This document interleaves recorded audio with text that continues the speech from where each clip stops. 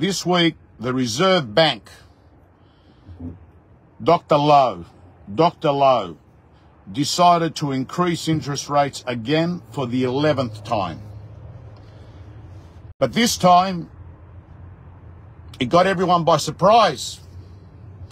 It got everyone by surprise. They weren't expecting it after having a pause last month. But what makes it even worse, ladies and gentlemen, about Dr. Lowe, the government bureaucrat on $1 million who hasn't worked out at the moment. You go speak to the real estate agents out west. They've got mortgagee sales coming left, right and centre. But the banks don't want to talk about it. They want to keep it quiet. It's not good for the bank brand. But I can tell you, I've got a lot of clients that are getting representatives from the banks offering property to them, telling them you can buy this at this price. We're talking about development sites. Team, the rate rises have had their impact, man, I've got to say to you. But what's more concerning out of everything is the commentary that came out on Tuesday, which is we've got a problem with inflation, which we know, and we need to get it back to the band of 2 to 3%. It's 7%. What are you going to do? You're going to spend the next 2 years keep lifting rates up till you get it to 2-3%? In 300 meters, surely there's got to be some other strategy, right? Surely there's got to be some other strategy.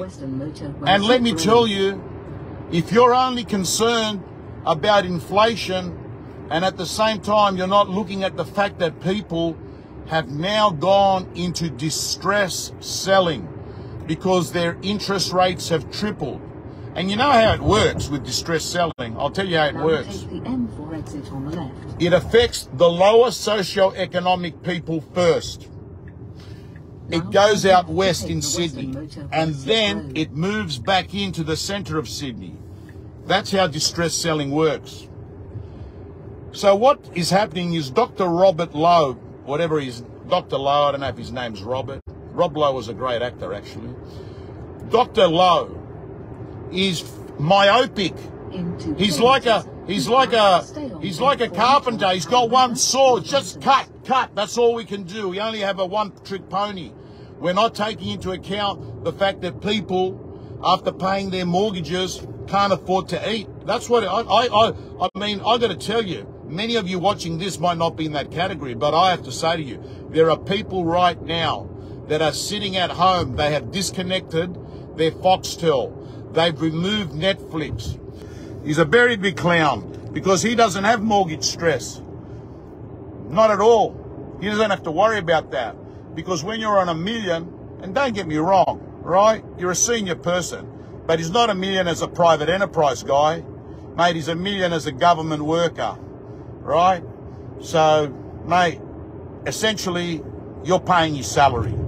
You and I are paying that guy's salary, who Richard has called a clown, right? So,